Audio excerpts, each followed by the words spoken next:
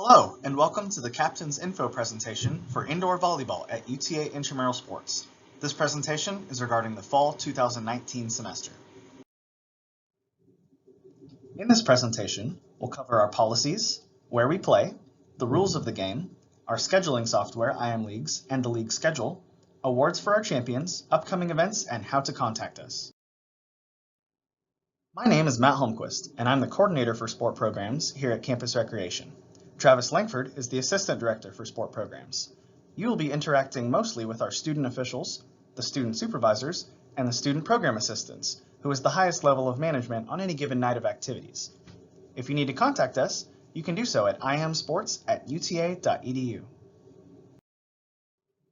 Our website is uta.edu/intramuralsports. You can find links to our rules, handbook, policies and procedures, as well as other events that are going on at Campus Recreation.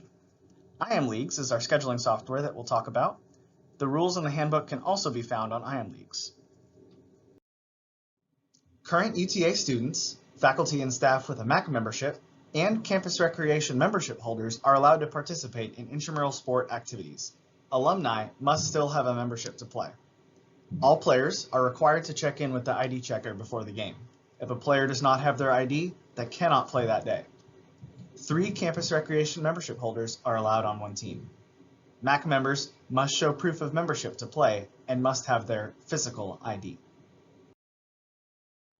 Players are not allowed to play on 2 different teams in the same division.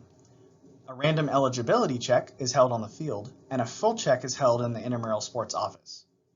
If the game in which a player signs in is a forfeit, they're still considered to have played in that game and to be on that team's roster. Players may be added at any point in the season or postseason, so should you have problems finding players on a given night, you can still add to your roster. Game time is forfeit time.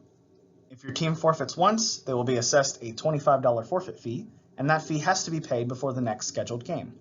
If a team forfeits twice, they will be charged another forfeit fee, but will be ineligible for the playoffs. If the fee goes unpaid, the team will be dropped from the league altogether.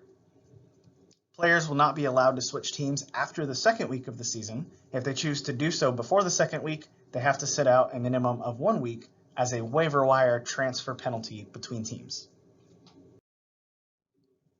Our sportsmanship system is as follows. Teams will be awarded a sportsmanship grade for each game based on their conduct. A 4.0 or an A is above and beyond conduct and sportsmanship. Good conduct and sportsmanship will be assigned a B or a 3. Average conduct and sportsmanship is a 2, below average conduct and sportsmanship is a 1, and an F or 0 points is poor conduct and sportsmanship. Teams must maintain a 2.5 average in order to be eligible for playoffs. And once in the playoffs, a team must maintain that 2.5 average in order to remain in the playoffs. The way our structure works in the playoffs is that every team makes the playoffs except for those that don't qualify because of sportsmanship or forfeit. Unsportsmanlike behavior will result in a caution, which could be penalties within the game, ejection, suspension, or a judicial hearing or dismissal from school in some of the most extreme cases. In all of our intramural sports sites, there is no smoking, no alcohol, and no tobacco products. All intramural sports participants play at their own risk. However, the Department of Campus Recreation encourages all participants to have medical insurance in case of injury. Every team makes the playoffs, except for teams that have 2 or more forfeits, or teams that default or forfeit greater than a combined 50% of their scheduled games, or any teams with less than a 2.5 sportsmanship average. If there are enough teams, there will be 2 divisions, a competitive bracket with teams that have a win-loss record above 500, and teams that have a win-loss record below 500 will go into the recreational bracket. During playoffs, the scheduling is done online. And the priority of selection has to do with the standings, the seed during the regular season. That's decided primarily by win-loss record, and a tiebreaker will be sportsmanship, and then which team has more forfeits or defaults, if they've played head-to-head, and finally our last tiebreaker is points against. Unfortunately, it is impossible to ensure that every team plays at their usual time, so be prepared to play on a date time that is not unusual. We don't reschedule games. Remember, you can still add players all the way through the championship game. These games will be played at the Maverick Activity Center at the indoor courts. All players must wear non-marking gym shoes. This means no bare feet, flip-flops, cleats, or boots. No jewelry is allowed by any player. The game ball will be provided by Intramural Sports. A team of indoor volleyball players consists of 6 players. A team must have a minimum of 4 players to begin the game. All matches will be the best 2 of 3 games, and a game is won when the team reaches 21 points. This is rally scoring, and the cap is 30 points for the first 2 games. The third game will go to 15 with a cap at 15 as well. The time limit for each game is 15 minutes. The clock will run continuously except during the timeouts. And each team is allowed one 30-second timeout per game. Substitutions may occur when the ball is dead, but timeouts are not required for substitutions. A team is allowed an unlimited number of substitutions on a player-for-player basis. For co-rec, each team consists of 6 players and may start with 4.